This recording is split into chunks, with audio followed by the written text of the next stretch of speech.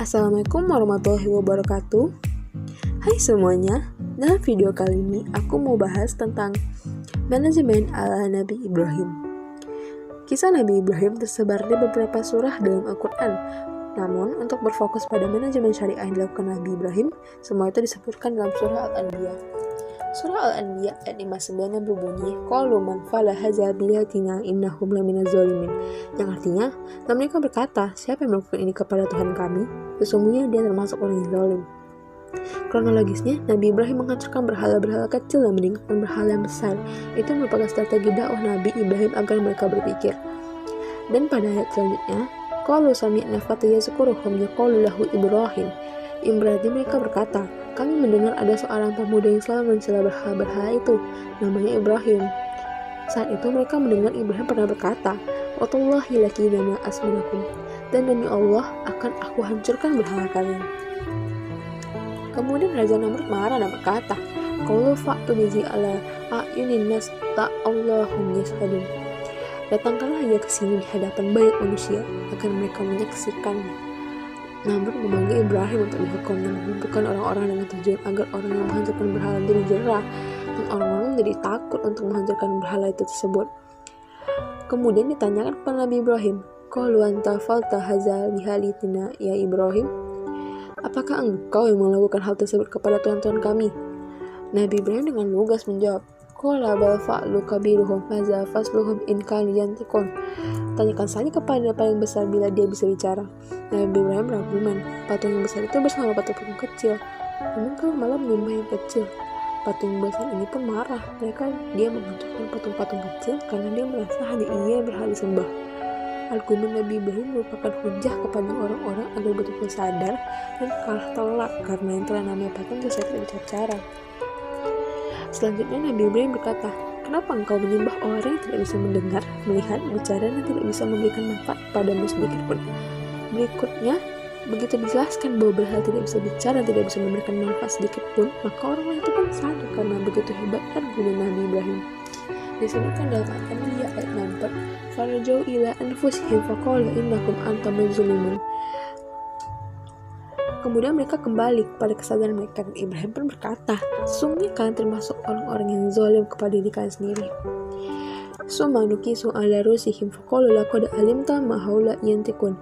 Kemudian kepala mereka tertunduk dan berkata, sesungguhnya kamu, wahai Ibrahim, yang telah mengetahui bahwa berhala itu tidak dapat bicara.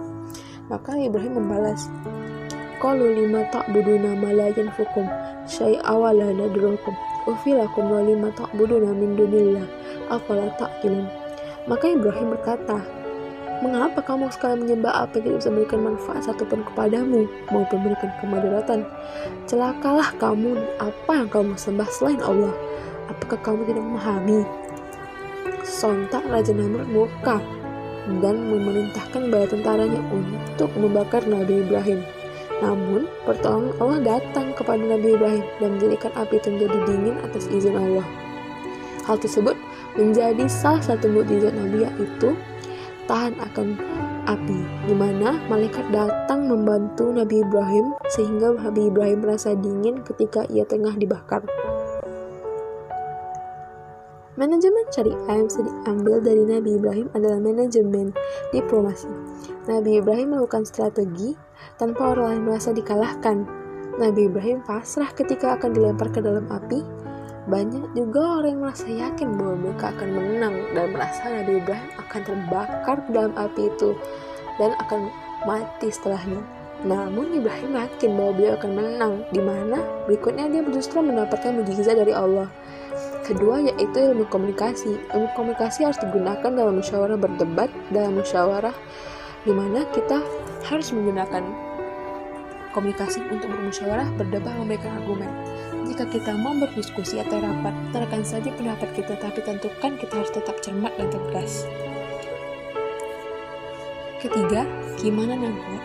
Iman yang kuat akan berujung pada kebahagiaan. Meskipun pada awalnya yang telah adalah penderitaan, Nabi Ibrahim sangat yakin pada saat dia dilempar ke api, beliau akan ditolong oleh Allah. Banyak yang melihat itu dan sebagai penderitaan karena mereka yakin Ibrahim akan terbakar.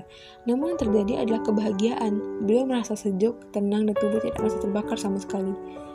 Keempat, manajemen perubahan. Untuk merubah masyarakat, negara, ataupun hal yang paling penting adalah kualitas, bukan kuantitas.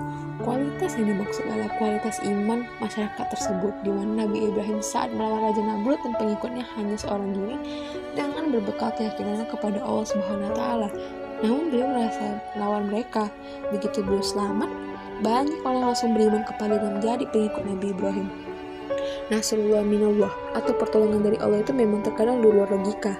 Banyak orang awam tidak menerimanya karena pada hakikatnya memang di luar nalar manusia. Meskipun begitu, para orang soleh serta Nabi dan Rasul merasakan hal tersebut. Kita sebagai orang mukmin tentu saja harus mempelajari dan memahami kisah Nabi dan Rasul lebih dalam sehingga keimanan kita pun akan meningkat.